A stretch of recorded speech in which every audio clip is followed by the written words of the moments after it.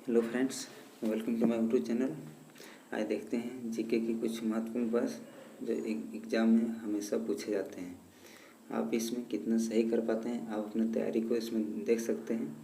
कितना सही करते हैं सो आप प्लीज़ कमेंट सेक्शन में ज़रूर बताएं। तो चलिए देखते हैं। और हाँ, अगर मेरे चैनल पर आप नए हैं तो प्लीज़ मेरे चैनल को सब्सक्राइब ज़रूर करें, ताकि इस तरह के वीडियो आप तक पहुँचता रहे। और नोटिफिकेशन को भी ऑन कर लें, ताकि कोई भी वीडियो आपसे मिस ना हो। चलिए देखते हैं। पहला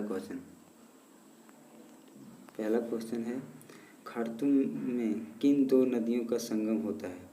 खार्तूम में कौन दो नदियों का संगम होता है? तो इसका सही आंसर होगा, उत्तर है नील व श्वेत नदियों का। नील व श्वेत नदियों का संगम होता है खार्तूम में। चलिए देखते हैं नेक्स्ट क्वेश्चन। लौह अयस्क की खानों के लिए मशहूर केंद्र मुख्य किस राज्य में स्थित है? लौह अयस्क की खानों के लिए मशहूर केंद्र मुख्य किस राज्य में स्थित है? तो इसका सही आंसर होगा, उत्तर है कर्नाटक में। चलिए देखते हैं नेक्स्ट क्वेश्चन। नियाग्रा जलप्रपात किन दो देशों को विभाजित करता है? नियाग्रा जलप्रपात किन दो देशों को विभाजित करता है?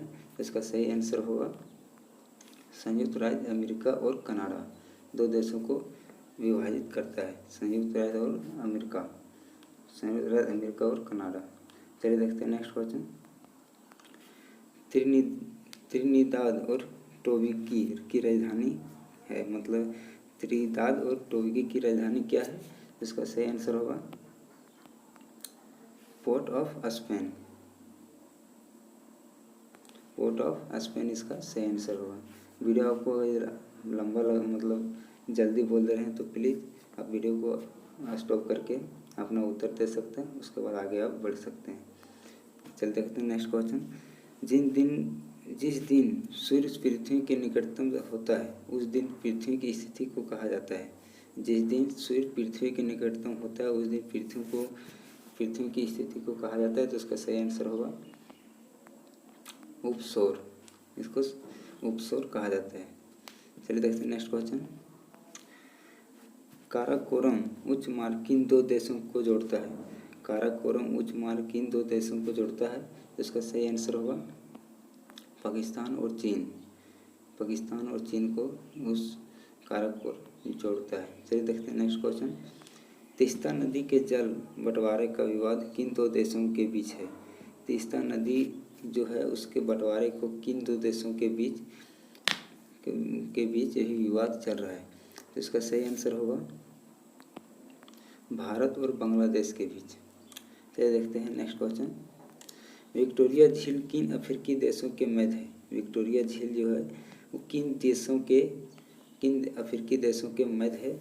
इसका सही आंसर होगा तंजानिया, कीनिया और जायरे में मध्य। तंजानिया, कीनिया और जायरे में मध्य इसका सही आंसर होगा।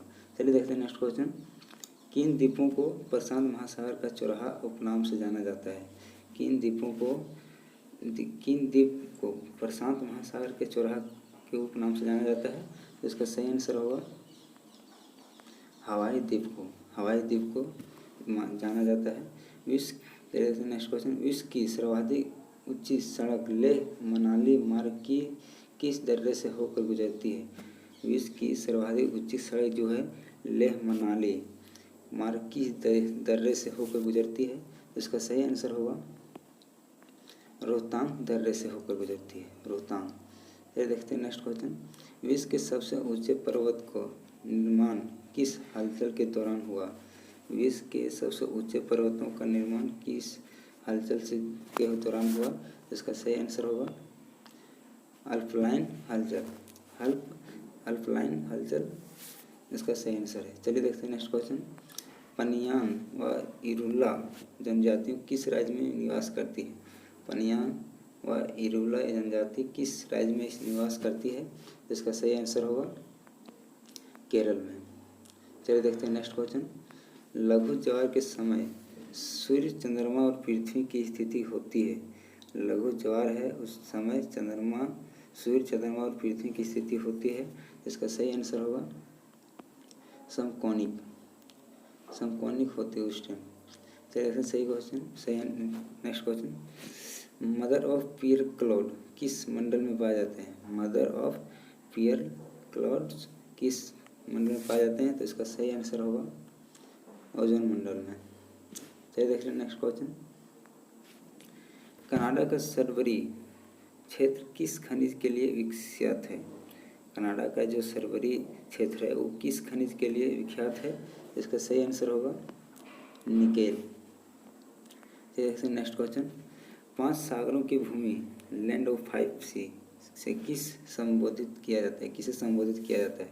5 सागरों की भूमि से किसे संबोधित किया जाता है? इसका सही आंसर होगा दक्षिण पश्चिमी एशिया। दक्षिण पश्चिम एशिया इसका सही आंसर है। चलिए देखते हैं नेक्स्ट क्वेश्चन, भारत के झारखंड राज्य में कौन सी जनजातियों का बहुमूल्य है? भारत के झारखंड राज्य में कौन सी जनजातियों का बहुमूल्य है? इसका सही आंसर होगा संथाल जनजाति।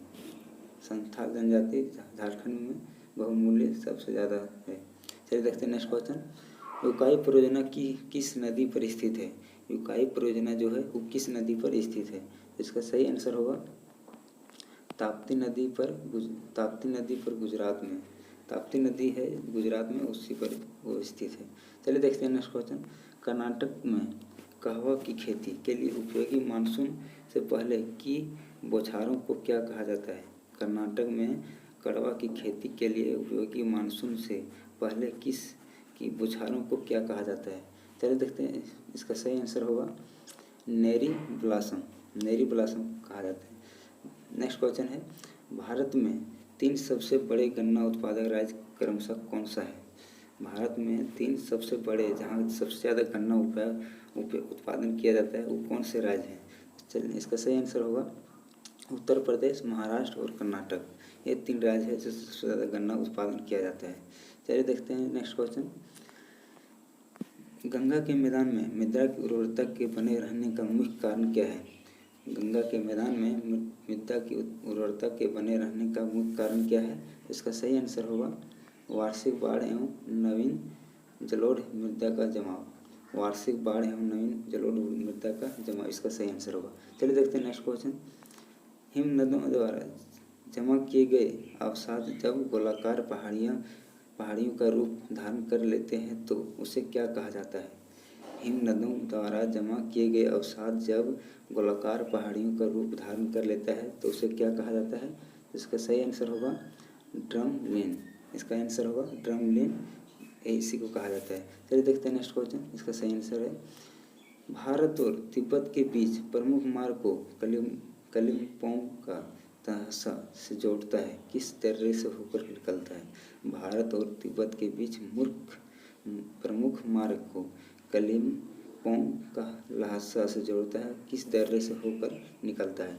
इसका आंसर होगा जलेपला दर्रे से होकर गुजरता है। चलिए देखते हैं नेक्स्ट क्वेश्चन, भोजपत्र किस प्रकार के वन का प्रमुख वृक्ष है? भोजपत्र जो है किस प्रकार के वन का प्रमुख वृक्ष है? तो इसका सही आंसर होगा समशीतोष्ण पर्णपाती वन। समशीतोष्ण पर्णपाती वन इसका सही आंसर है। चलिए देखते हैं नेक्स्ट क्वेश्चन और लास्ट क्वेश्चन है, हॉर्न ऑफ अफ्रीका के अंतर्गत आने वाले देश हैं। हॉर्न ऑफ अफ्रीका के अंतर्गत आने वाले देश हैं, इसका सही आंसर होगा सोमालिया, इथियोपिया, जिबूती। ये 3 इसका सही आंसर है। वीडियो में क्या आप कितना क्वेश्चन सही कर पाएँ प्लीज़ कमेंट सेक्शन में ज़रूर बताएं, और वीडियो अगर आपको अच्छा लगा हो तो प्लीज़ चैनल को सब्सक्राइब जरूर करें और वीडियो को शेयर ज़रूर करें।